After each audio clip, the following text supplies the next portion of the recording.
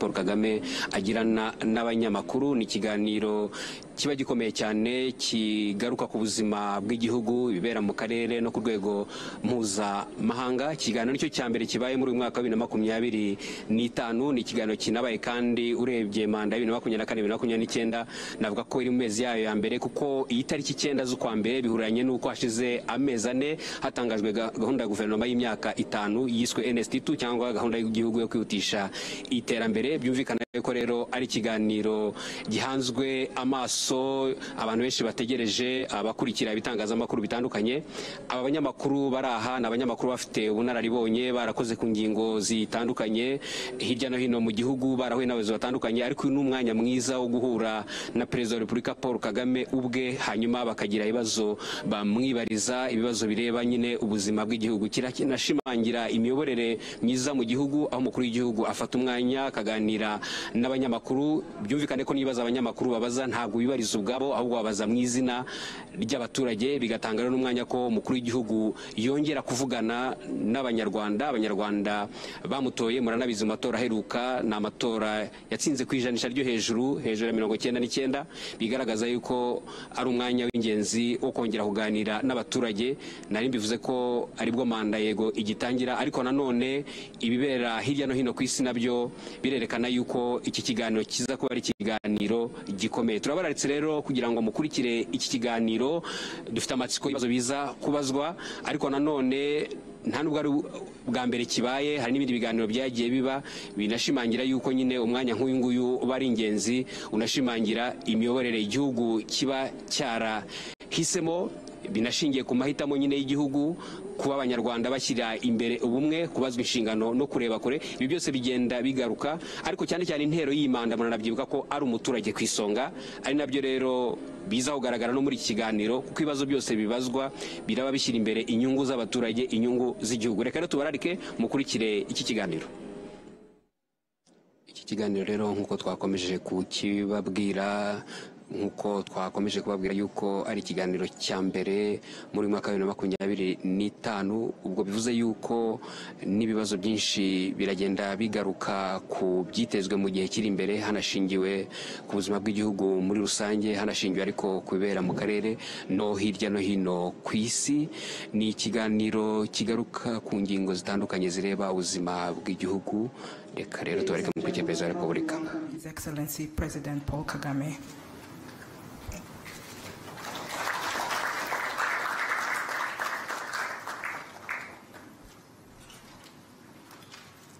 Good afternoon, Your Excellency, and a Happy New Year. Thank you for taking the time to meet here with members of the press. Mr. President, before we take questions from them, may I ask if you would like to deliver any opening remarks? Thank you, sir. We will now begin taking questions. Anyone with a question? Please remember to introduce yourself and the media house you represent before asking your question. Can we have microphones around? Vincent, Kigali today.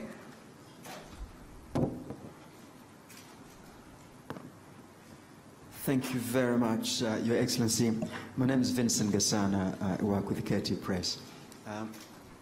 So it seems a startling thing to say, but all things considered, the crisis in the Democratic Republic of Congo could be ended in a mere matter of days if everybody else were to acknowledge the real causes of the conflict openly. But instead, people seem to be intent on focusing on claims from the UN group of expert reports.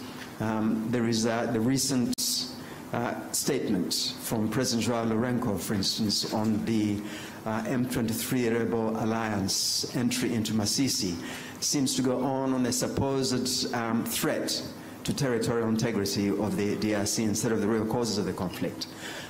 So one wonders, Your Excellency, beyond signing more agreements that a lot of the signatories tend to promptly ignore, can Your Excellency envisage anything else that can be done to bring everybody around the real causes of the conflict, and focus on that and get beyond the impasse and the obvious impediments to peace. Thank you very much indeed.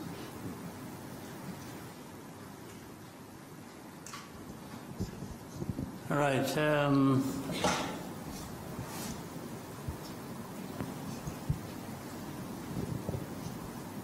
Much as I said, I didn't have much to say, as was prompted by the moderator. Let me first of all welcome you and once again wish you a happy New Year. I hope the New Year will bring blessings to all of us. I think we had time to talk about the last year. And the last year ended well. We're now in the new year. As a country, as a people, this country and our partners and myself, we hope we can continue the good progress we made last year and do even more, including probably realizing peace in our region. We are looking forward to that. So that is the starting point of my answer to your question. This problem of Eastern Congo, which I have in the past even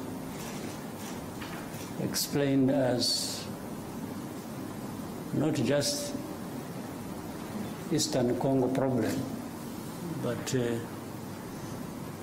Congo's problem as a whole, and the problem for our region, the problem for our continent and the rest of the world.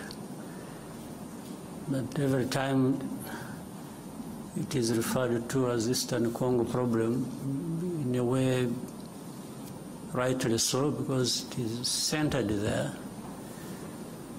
But the cause of it and many factors that perpetuate that problem are from different parts of the world, including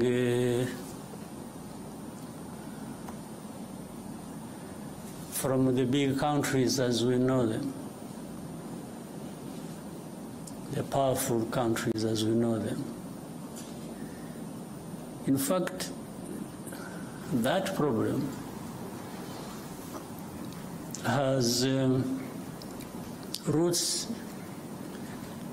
in the history of that country, the history of our region, and the history of our continent, relating to even the early days of colonial time.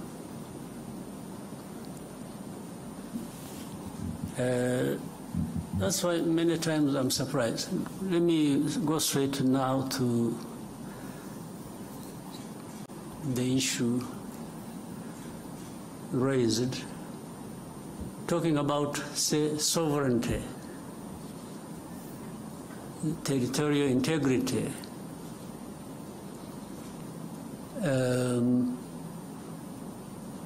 As you said,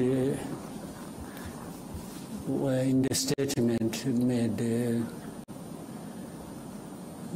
from Angola. How do these matters arise, really, in a sense? M23 you talk about. These are Congolese. Even to the admission of Congo's leaders, the past and the present.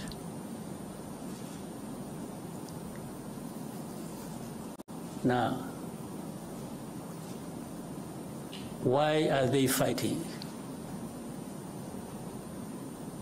Why do we have over 100,000 refugees here in Rwanda, originating from that region? Why? Why do we have refugees here? Is it because Rwanda wants refugees and attracted them from Congo to come to Rwanda?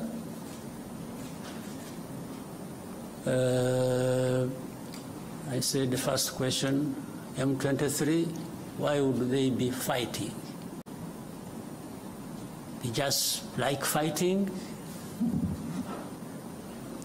So, in the fighting that is happening in Eastern Congo,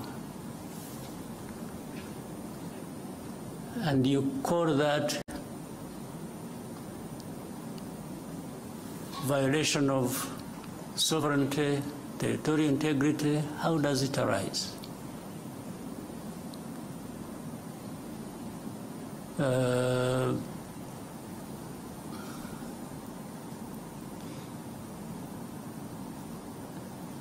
So,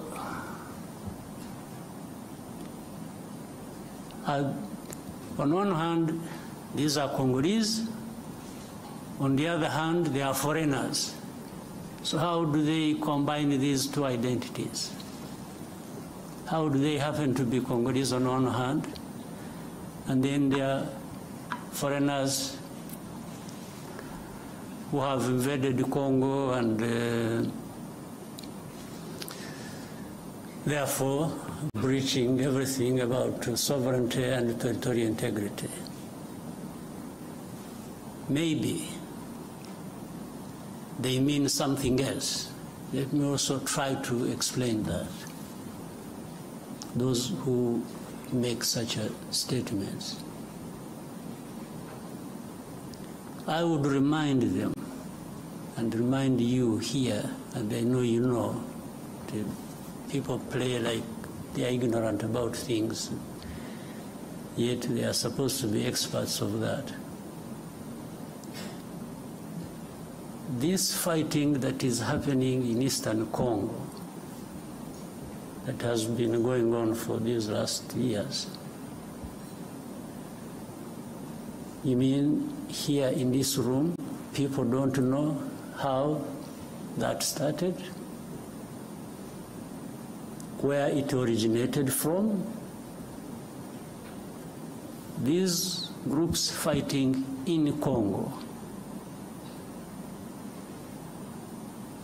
the fighting that was started 2 more years ago, these people fighting did not come from Rwanda as of the time the war started, or they started the war fighting. Maybe I even don't know whether it qualifies as such. These people did not, they are of Rwandese background. I don't know whether it would even be right to say they originated from Rwanda. Most of them, Congo found them where they are or where they were. It's not that there was a movement from Rwanda. Maybe some might have originated from Rwanda by this movement from Rwanda to that part long ago. I was a kid myself. But what I meant that Congo found these people there has to do with this history I'm talking about, of colonial times and the drawing of colonial borders. But that's why also the Congolese leaders at one point admit that these are Congolese, and then try to find another reason and say, oh, but the fighting is supported by Rwanda. But they can't tell anybody and convince anybody that the actual people who are fighting now, who started this fighting we're talking about, came from Rwanda. They did not come from Rwanda.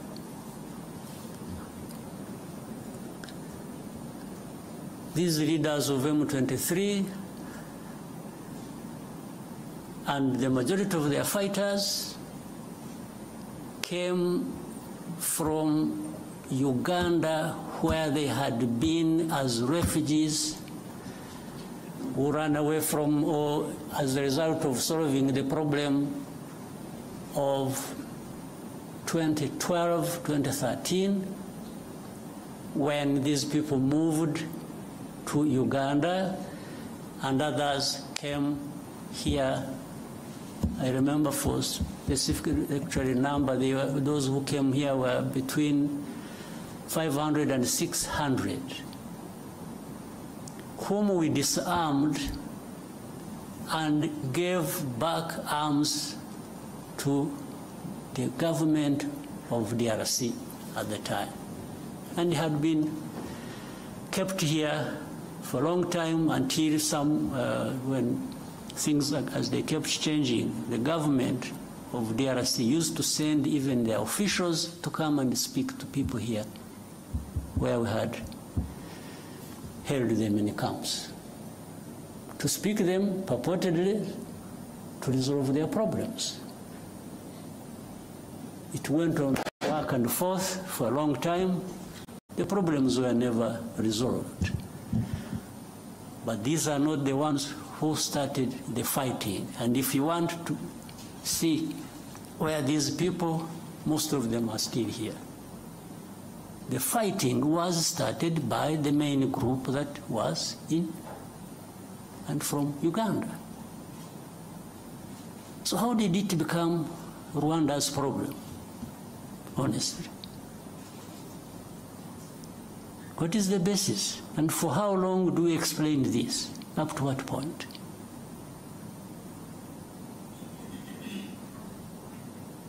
These people, the ones who lead this, and then the other hundreds of groups fighting in Eastern Congo, have nothing to do with Rwanda. The only reason Rwanda comes into question now for this is for a couple of reasons. One, these are Rwandophones, they speak in Rwanda. Well, but that is also what maybe became their main crime in Congo. So if they speak Kinyarwanda, that has turned into reasons for persecution. And that's why we have refugees here for over 2 decades.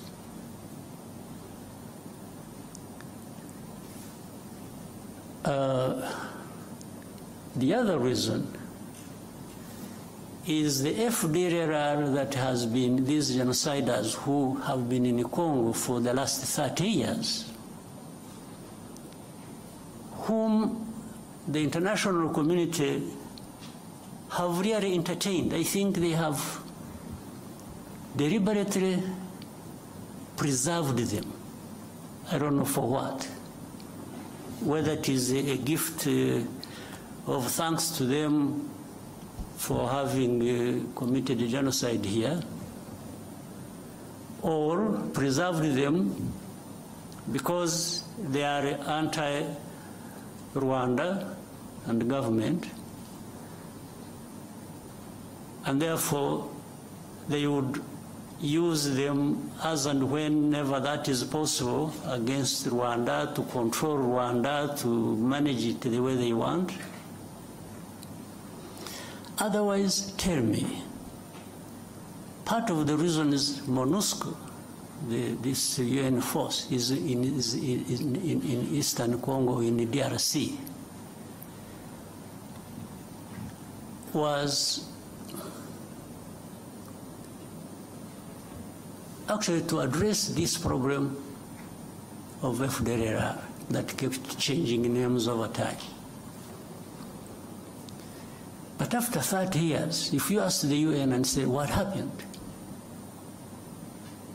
If you really ask them what they've been doing for the last 30 years they've been there, and with tens of billions of dollars they have spent on it, what is there to show for that effort that was made?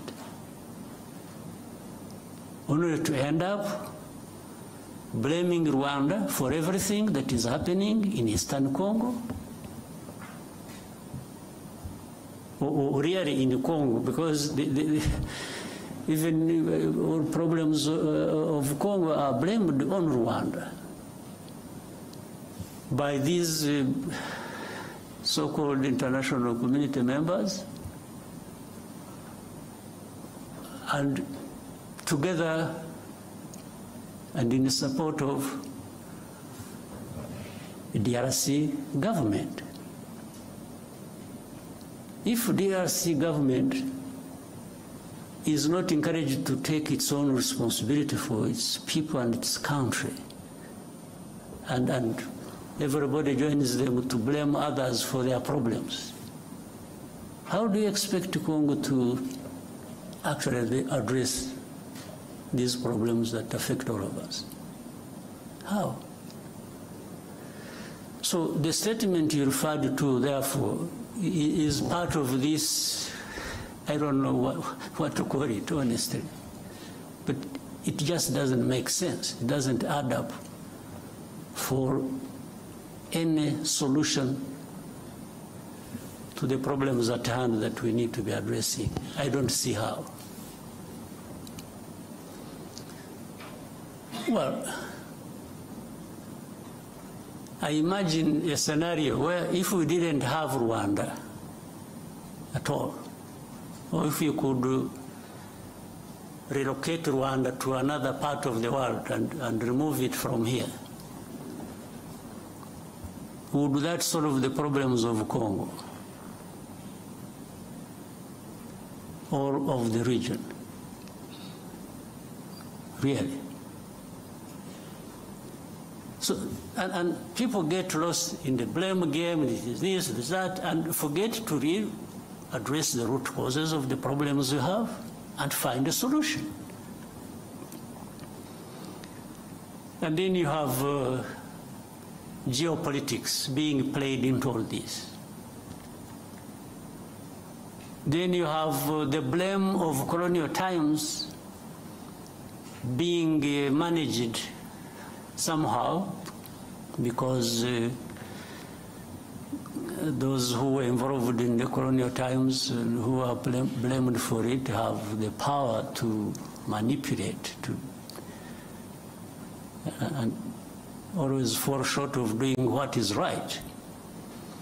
You find they have groups they create, they say groups of experts.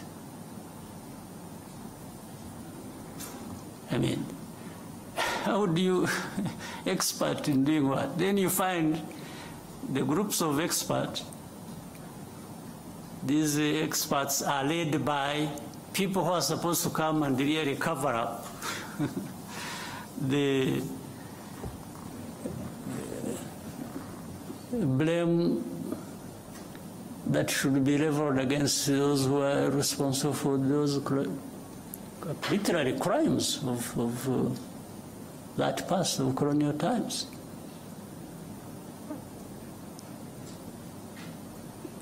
And they've been here in Eastern Congo or in Congo, groups of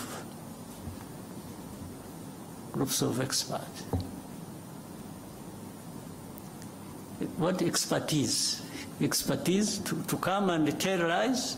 You know, these groups, the people making up these experts, you know, in broad daylight, killings, persecution, all kinds of stuff are done by people they see, government leaders in Congo, commanders, people belonging to either the police, the army, in broad daylight, lynching people. This one is kept quiet about. And then the next, these experts write a whole, they pile up crimes committed by M23. They talk about things somewhere in the background in the villages, and they don't talk about these things that were done in towns, in broad daylight, before their eyes. Then they talk about, M23 violating, human rights and so on and so forth. And then Rwanda behind supporting them, and Rwanda is supposed to be there stealing minerals of Congo. So the whole thing is shifted from what the problem really is to some other imaginary problem they have created. And they really make people believe that. But honestly, for the last 30 years, if anybody wanted to understand what the problems are and what the solutions should be, you don't even need to be an expert. You just need to be. So when you ask me what next do I think, what I think should happen is what I have thought from the beginning and have spoken out very loudly to whoever needed to listen. This problem is not insurmountable. It can be addressed. It can end. It should have ended in actual fact long ago.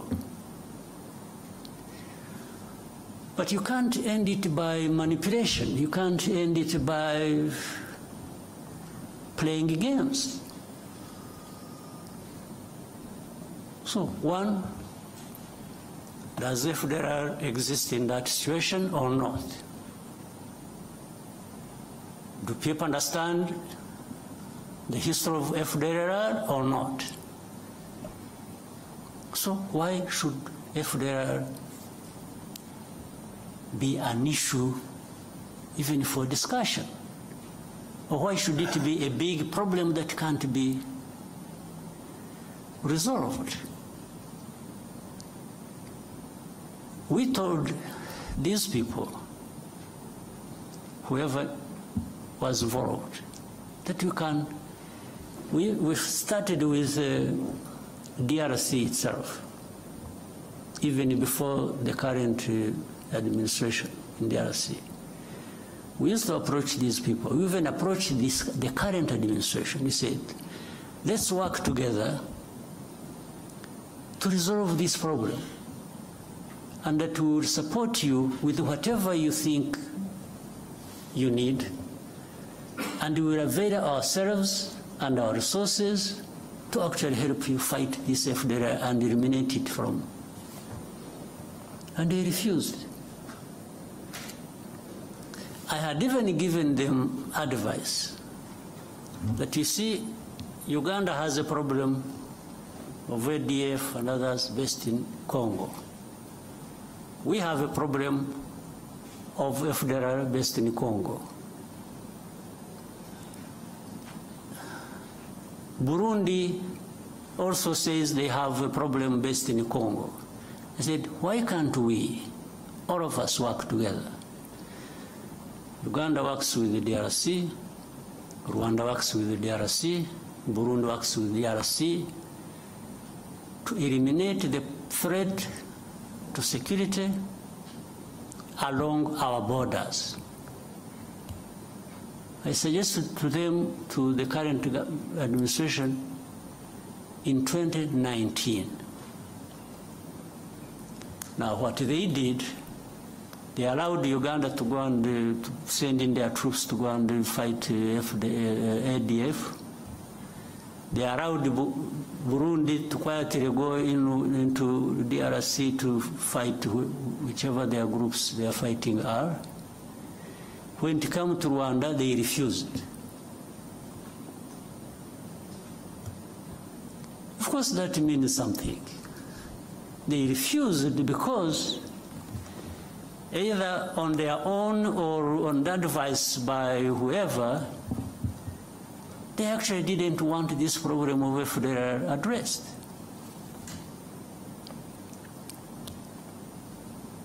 This was way before this M23 problem flared up. And as I mentioned to you, the main bulk, like different places, but the main bulk of this group, including the leaders of M23, came from Uganda. They did not come from Rwanda. This is a basic fact you should all be knowing. Then ask yourselves, so how did it become Rwanda's problem? So why doesn't DRC address the problems of their own people? Why do they have to put the weight of that on our shoulders? Why don't they take away these 100,000 plus refugees here? Take them back home. Now, to show you the connection with these other countries, for all the time this problem has been there, some of these refugees, they've been coming here and selecting people from these camps that they would go and relocate in their countries. They've been doing it over a long time, but they have not taken many people. Out of 130,000 we have here, they have maybe among these countries, they have maybe relocated for settlement in their areas about, can't be more than 11,000. Over 20 years. So do these people come and take these refugees, or these people, knowing that they are taking Rwandese or they are taking Congolese? They definitely know they are taking Congolese. So how about those who are staying here and have not found a home? What happens to them? And they are coming every day, every time, with this fighting going on. So state makes state. So I asked another time when we were having a conference like this, if anybody thinks Rwanda is in DRC, why should Rwanda be in DRC? They should ask themselves that question. If you want to blame Rwanda for being in DRC, can you also make an effort and try to reason and say, okay, but yeah, it's true, Rwanda is in DRC. Rwandan forces are in DRC. But why? Why should they be in DRC? So that's why they quickly find an answer and say, they are there to steal minerals. Okay, suppose that is also true, if you think that is true. What happened to FDLR? Or what happened to what produced refugees to be here in their hundreds of thousands? What happened? Why? Was it because RDF was stealing minerals in Congo? That's why these refugees came here?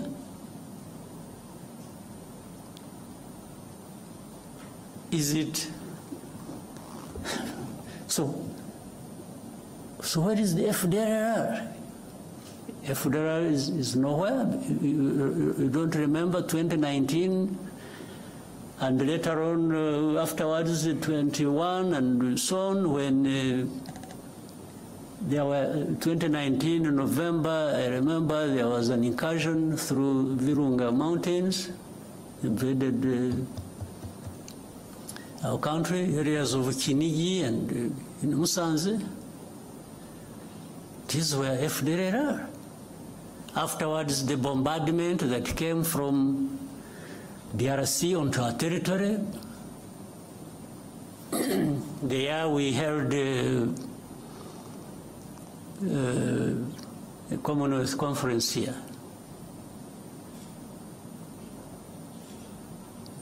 So the bombardment that was, and it killed our people. And we raised these matters with the government of DRC. Now, so everything is, oh no, they are there just stealing minerals. Okay, if you are right on this, how about these other issues? How have you addressed them? So, my dear friend, I've given you a long answer. I wanted to really be quoted correctly, and I hope you will. This problem can be addressed, but it cannot be addressed by just having processes where the only thing,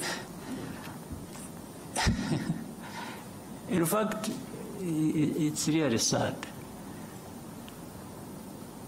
We have processes and we have leaders leading these processes, and what becomes more important is the appearance, the camera appearance. It's being seen there to be signing something, and that becomes an end in itself. You leave the problem intact, you don't address it.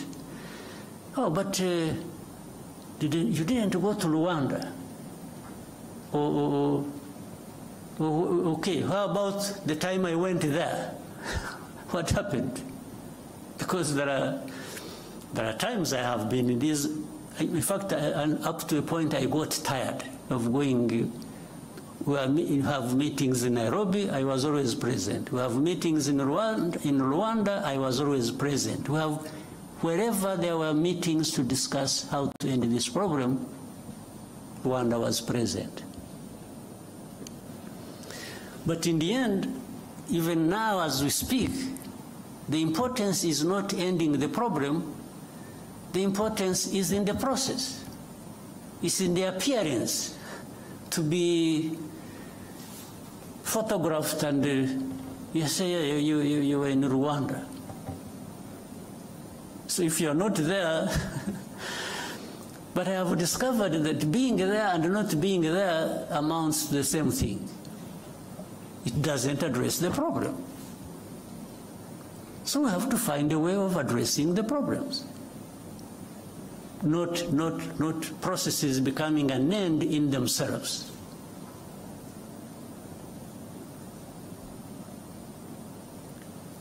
Not the leaders of those processes holding people's hands and doing this being an end in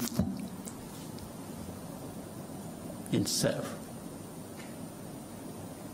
We have to have results built on addressing the root causes.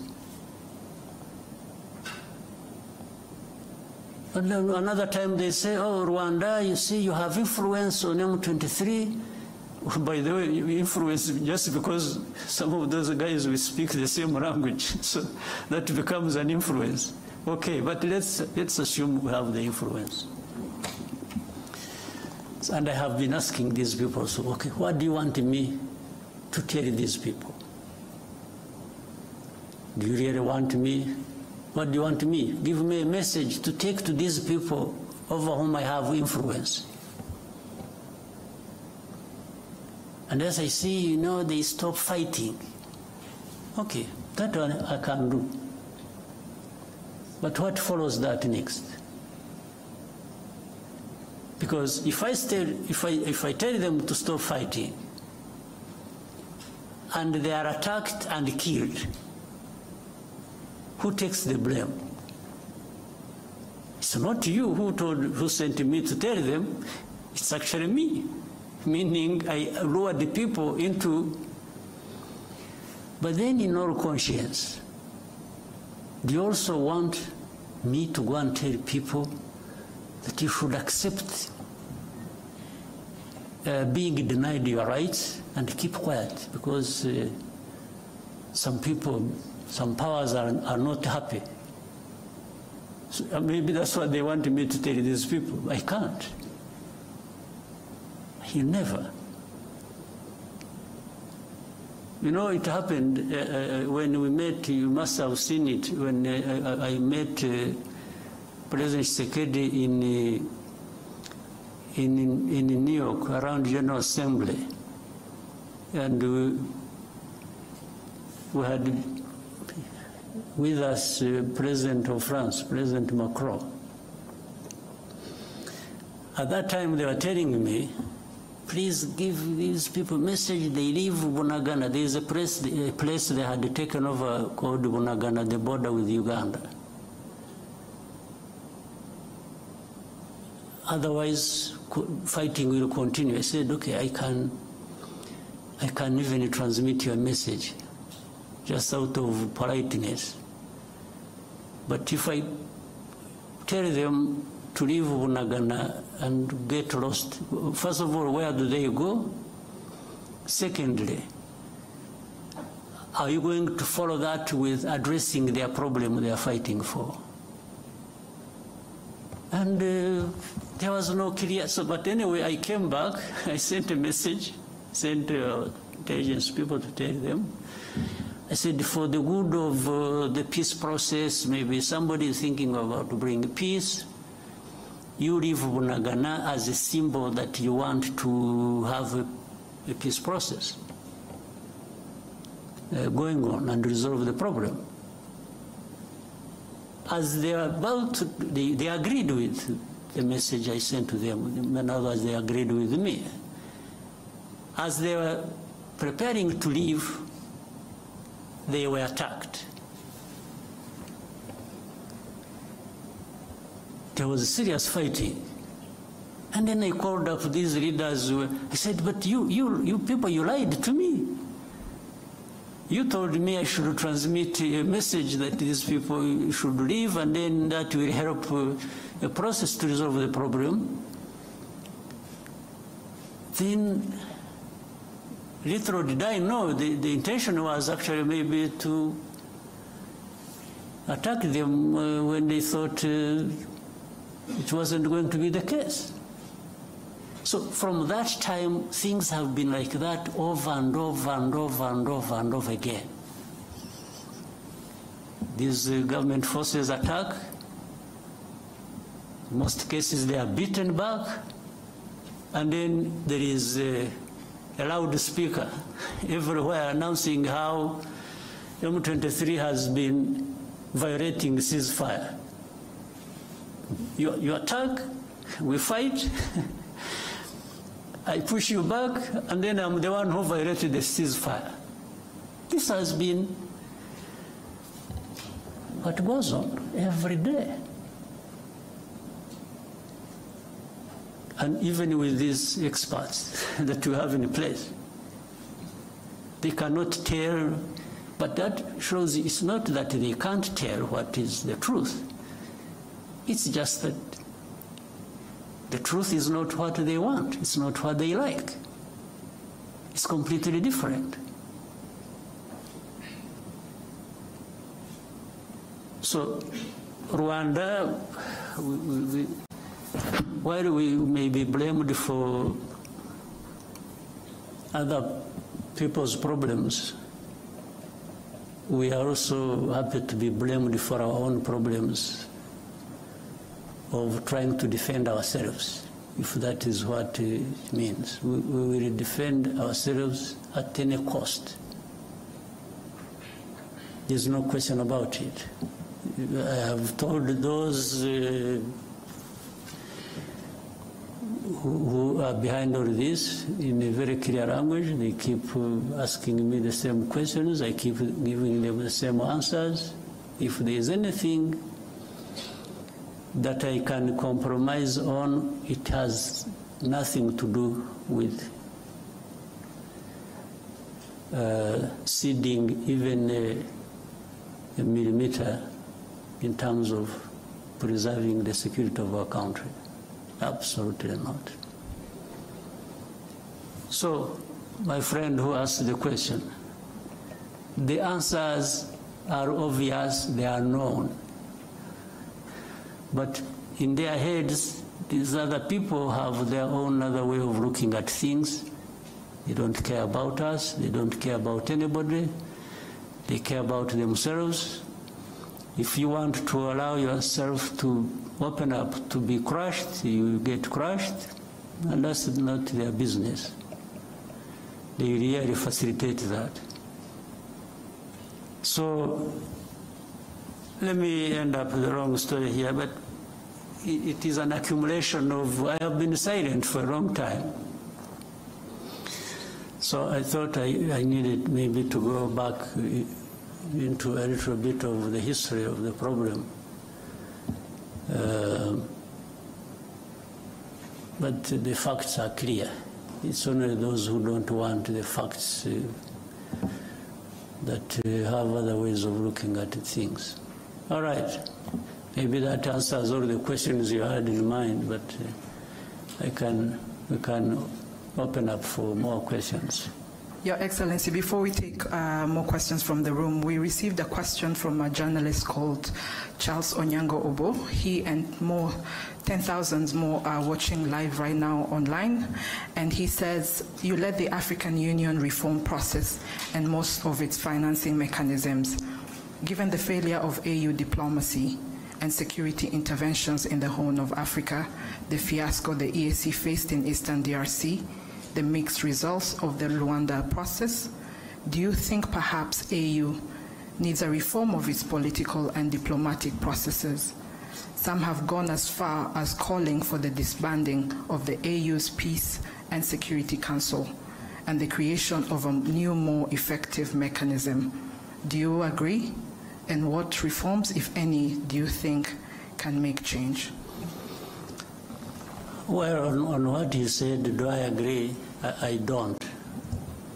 Because it's not the structure or the form or whatever you have in place that is the problem. It is the people. It's the leaders. It's the people working in those structures and therefore subsequently the countries they come from that are a problem. So how do structures in themselves become a problem? So even if you created another structure, but you have the same people thinking the same way, what are you likely to get out of that? I think Charles must be aware of that. I don't know what really needs to be done. Yes, I was given responsibility by suggesting the reforms that can be made on our continent. I was happy to lead that process. And by the way, I also reached a point after I had, we needed maybe to find another person. We sit in meetings, leaders, I'm talking leaders, of leaders, presidents, prime ministers, and others. We agree something in a room like this.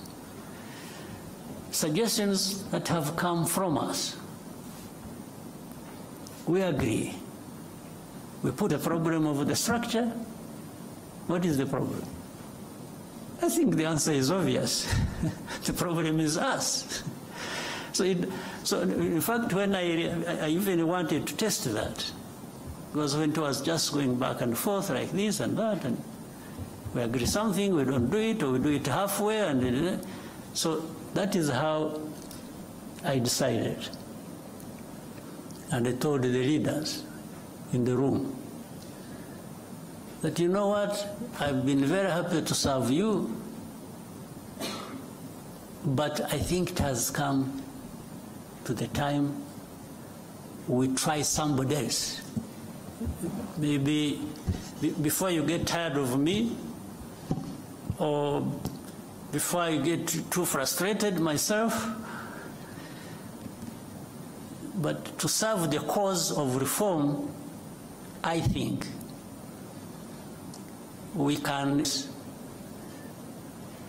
to lead the process, so that we try different people, different angles of dealing with the matter, and that's how the process went to a different person, the President of Kenya, President Ruto. In fact, in the meeting, they even asked me who I think could be. So I gave them my proposition. All was to try and make a point to me that, I was trying to make a point to these people that we have a problem we need to address. And it's not going to be one person here or one structure there. Collectively, we have a problem because we cannot adhere to even things we have suggested ourselves and agreed and put in place and make them work to serve us well. So suggesting to dismantle this and create this, and I don't think gives us any solution. The problem is in us. We need to, if we want things to work, we need to adhere to what we have agreed, what we think is important for our continent, for our people, and so we just have to keep trying with what we have in place. Yes, if there is a need to change something,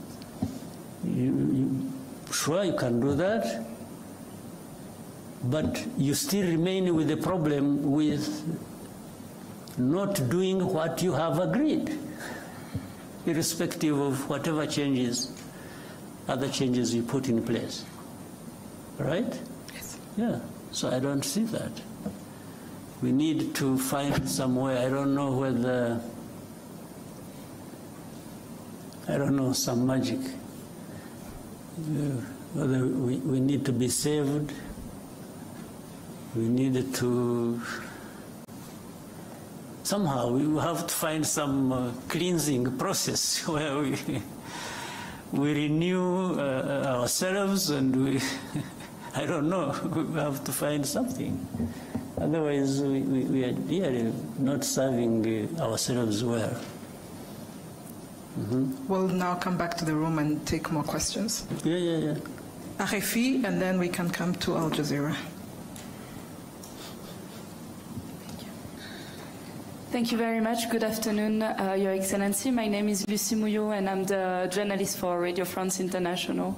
After the postponement of the Head of State Summit in Luanda in December, what is the current state of the Luanda talks, and how does Rwanda perceive the continuation of the negotiation? Thank you.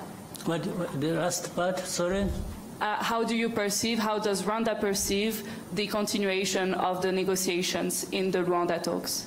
Yeah. For that one, I try to give it a short answer, much as it lies in the early explanations I was giving.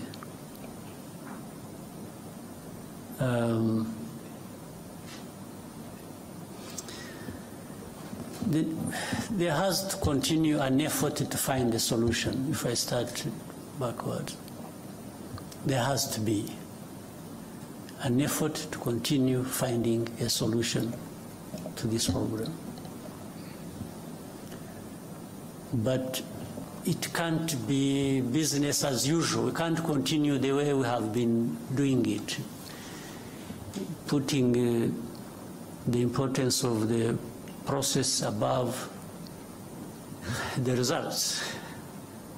I think what we are looking for are the results, not the process. But we need the process to get there. And in the process, therefore, you need to do what is right. So on that note, really the effort has to keep in place serves the right questions and finding the right answers. There is no dodging, being dodge about that and circling around the problem endlessly. We have to find circling around the problem endlessly. We have to find a solution. Tied with that, the internal problems giving us all sorts of names that we are supporting, those giving us all sorts of names that we are supporting, those people fighting for their rights in the DRC, has to find a solution.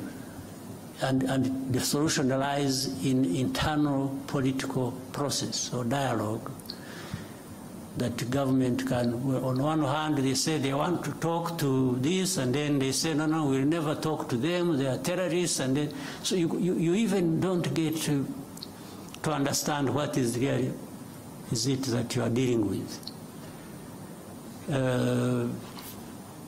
They say, no, we won't talk to them, but we shall mandate somebody else to talk to them for us. I don't know what that leads to it. Explains it.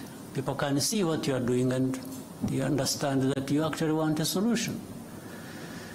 So the meeting did not happen because, again, it wasn't the appearance there that was the most important thing. It was what was taking us there and how it is being addressed that was more important.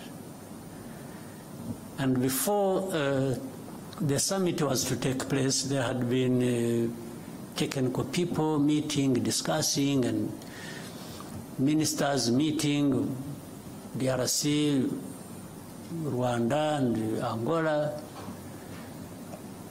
The technical people would agree things, and then it comes to ministers, what the technical people agreed,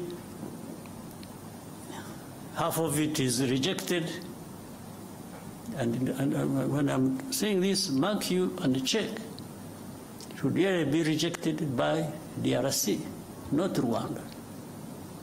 Even if earlier it was endorsed by technical people from DRC and agreed with our people and the Angolans, it comes to a meeting of ministers, the minister says, no, this one can't happen. So they go on for a long time. Ministers' meeting comes and they meet, they discuss, and when they are getting close to something, the minister of DRC steps out, picks a phone call, makes a call, and comes back saying, no, I don't want this.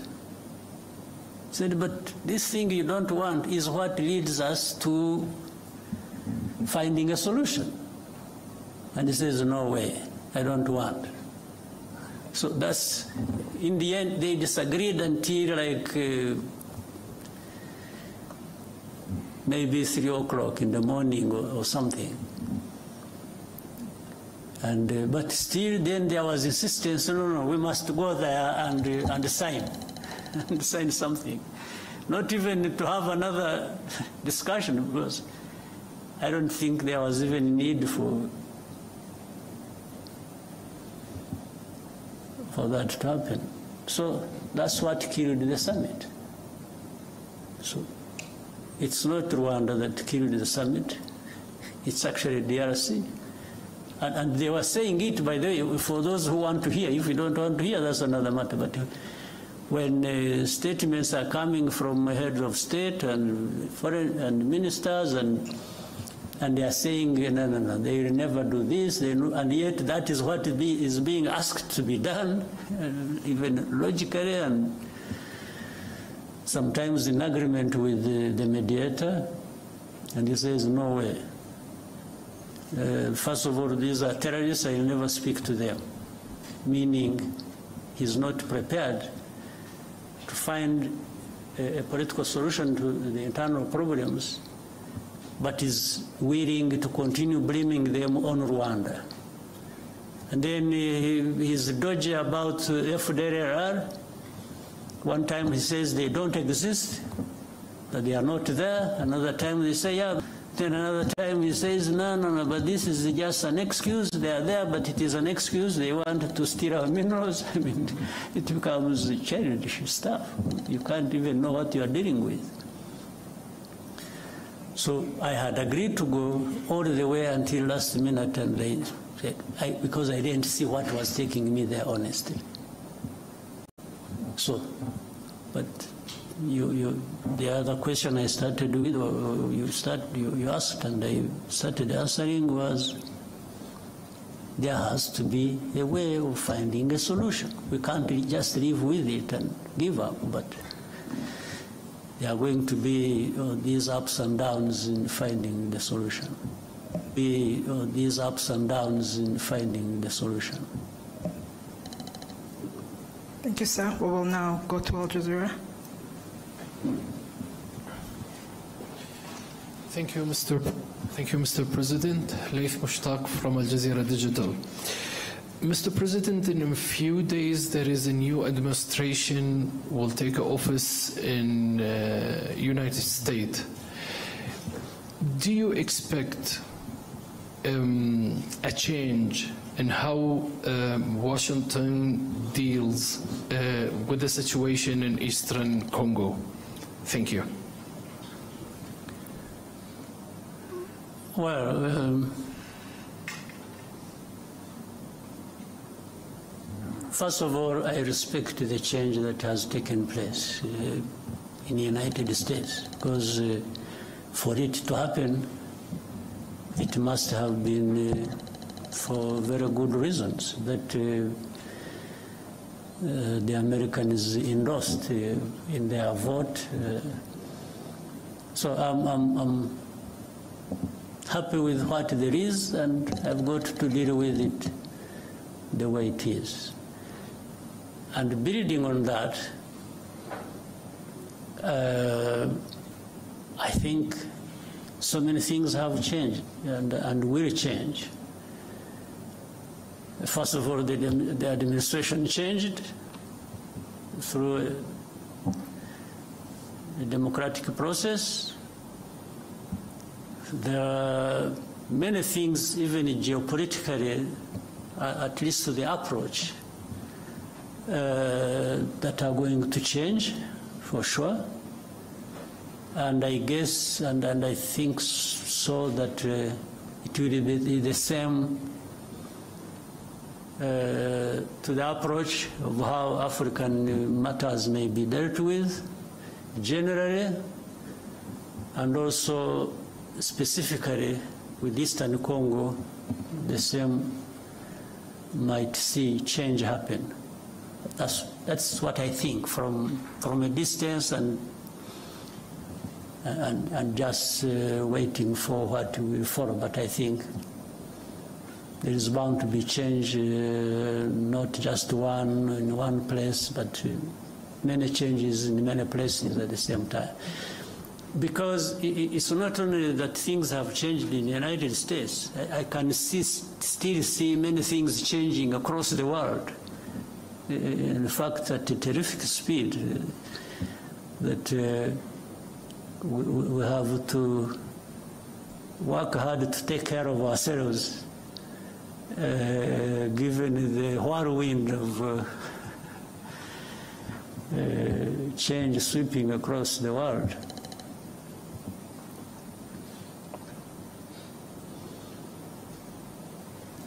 Thank you, sir. Ozwaki? Micro. Microphone. What is it? Okay, thank you. So murakoze nyakubahwa Perezida wa Repubulika, nitwa Mutuyezu Oswald, nkora kuri Radio TV Channel. Guverinoma iriho ni ukuvuga abaministre barahiye mu ku itariki 19 z'ukwa munani, ubu hamaze gusimbuzwamo 5. Manda ibanza yarangiye nabwo hasigayemo 5. Impinduka tubona ko zihuta cyane. Ese bisobanuye iki kubirebana na accountability, kubazwa inshingano? Ese hakorwa iki kugira ngo bitagira imishinga cyangwa se gahunda bihungabanya, bidindiza? Mubonye n'umwanya mwavuga ku kirebana na bino bigo bitsura ubuziranenge 3 byajyaga bimera nka babahigi benshi bayobya ryatungo uburari, ariko ubu byorohejwe. Bavuze yuko icyangombwa kimwe cy'ubuziranenge ikigo kibonye kiba gihagije, byorohejwe kutumiza ibintu mu mahanga cyangwa kubyohereza, nta kubasaba byinshi kereka ibirebana n'imiti. Tukibaza tuti nta kintu mubona gikwiye gukorwa no mu bikorera bananiza abakiriya babo, cyane cyane za bank usanga zituma umukiriya agenduza n'ibigaruka n'ibyo bamaranye igihe ugasanga barongeye barabigutumye. Urwo rwari urugero. Murakoze.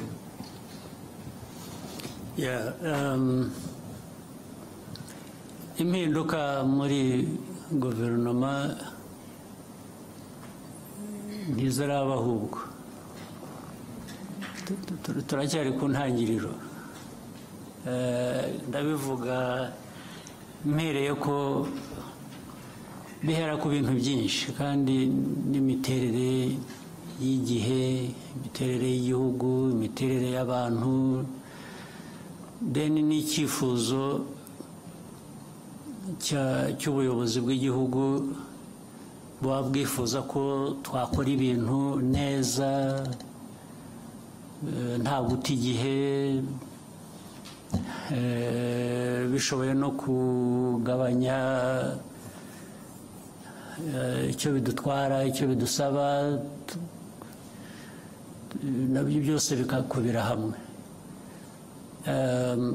Baravuga rero impinduka zibaye muri iki gihe gishize, tuvuge mu mwaka ushize n'intangiriro, uyu byari bitaraba ku mpera y'umwaka ushize, ariko ari mbere gato y'amatora twagiyemo na nyuma yaho kurangiza uyu mwaka. Ariko ibyo byabaye hashize igihe, impinduka isa n'iyatujeho gato.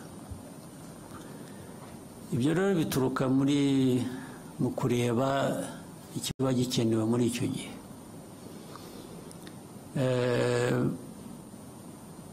Ariko nubwo wambajije ikibazo, ugomba kuba ufite nawe uko ubibona cyangwa utekereza, cyane cyane binashingiye no ku bagiye bahinduka cyangwa bihindura. Ugomba kuba uvuga uti ariko aha koko hari hakenewe. Ntabwo ngusabye ngo bimbwire ubigumane mu mutima wawe, ariko nzi ko ugomba kuba ureba aha ukavuga uti ariko hariya ahubwo baradutindiye, cyangwa ahandi uti.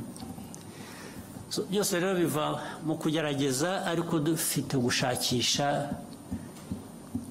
gukora byinshi bishoboka, gukora ku muvuduko ushoboka kugira ngo bigabanye uburemere bw'ibibazo abantu bahura nabyo, byaba mu buhinzi n'ubworozi, byaba mu buzima, byaba mu burezi, byaba mu bikorwa remezo, byaba mu bikorera nyine nk'ibyo wari unavuze warangirijeho, nabyo ndaza kubisubiramo. Umuntu ahora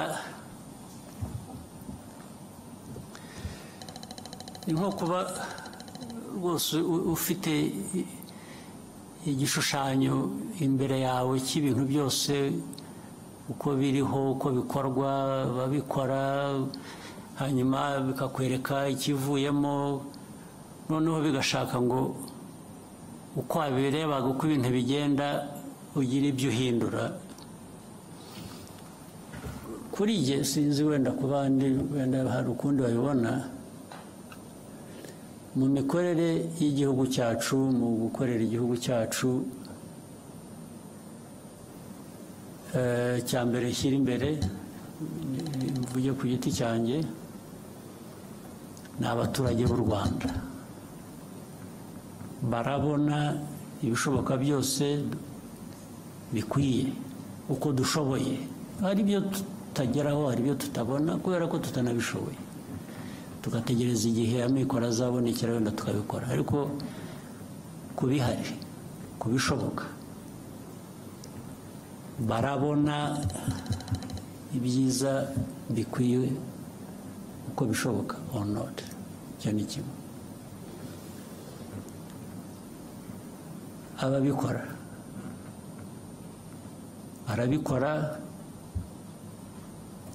uko bikwiye cyangwa bashyiramo amarangamutima yabo bagakora ibintu uko babyumva, uko babishaka, cyangwa byaba biterwa se n'aho bari, bashobora gukora ahandi neza kurusha ibyo, nabyo ukabinyuramo ukabitekereza, cyangwa se barabiterwa n'uko bagera ku nshingano bakibonamo muri izo nshingano mbere na mbere kurusha kureba abaturage muri izo nshingano bashinzwe. Nibo bagiye hejuru y'ibintu byose, babikora uko babishaka, uko babyumva, nta wagira icyo avuga. Kuba bishinzwe rero bishobora kuba bishinzwe abandi ahandi, cyangwa njye kubishinze ari nanjye biturukaho icyo kibazo cyo guhindura abo bantu. Rwose mbikora nabanje kunyura muri izo nzira. Iyo nabonye ko hari ikigomba guhinduka ntabwo ntumwanya, niyo narara ngushyizemo kubera ko nta kintu nari nkuziho cyangiza, nkakibona umunsi ukurikiye ndakuvanaho. Kuko si wowe mbona mbere mu kazi, ndabona igihugu n'inyungu zacyo mbere na mbere. Ibyo kujya kuvuga ngo atababara, tarakara, iyo wagenda ukishwa n'agahinda, njye ntacyo bimbwiye niba nakemuye ikibazo cy'abaturage cyangwa ikibazo rusange ubundi twese duhuriraho kugira ngo ibintu bikorwe neza. Kuri ibyo rero nuko bimeze. Ndumva muri ibyo ngibyo nta kindi kidashoboka. No ku cya kabiri harya wavuze ngo ni iki, wakise iki? Murakoze nyakubahwa Perezida wa Repubulika. No kuri icyo cya mbere hari abavuga bati muba mwarambagije nabi, niyo mpamvu uwo mushyizeho gucyavaho. Birashoboka rwose kurambagiza nabi, birashoboka kubera ko abantu urabazi, hari ukwihisha ntumumenye, ukazamumenya yabaye tested ku kazi. Kuko kandi ntugira ngo ni nanjye ubikora, binyura mu zindi nzego, hari ubwo izi nzego zibicika nazo, erega nazo zirimo abandi bameze nk'abo barangaye bageze bate, bikaza byihuta bakambwira bati kanaka, bati ni igitangaza, nimumuzanire.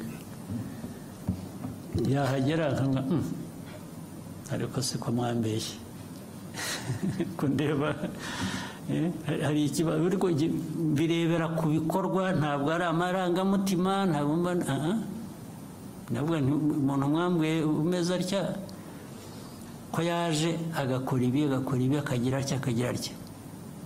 Mbere na mbere batubaze turebe ko ibi ngibi byamubonetseho ari ukuri, kugira ngo atabeshyerwa cyangwa ataza kuhutazwa n'ikitari byo.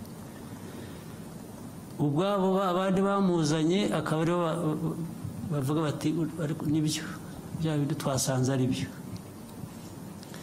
ubwo se najya guhera mu cyeshye se reka mbyihanganire cyabonetse kigomba kugenda gityo. hanyuma cya kindi rero nikivugana na bino bigo bitsura ubuziranenge ibya private sector iby'abikorera ndemeranya nawe tugomba gushakisha uburyo n'abikorera erega n'abikorera ntabwo abikorera banyamwigendaho abikorera bikorera mu gihugu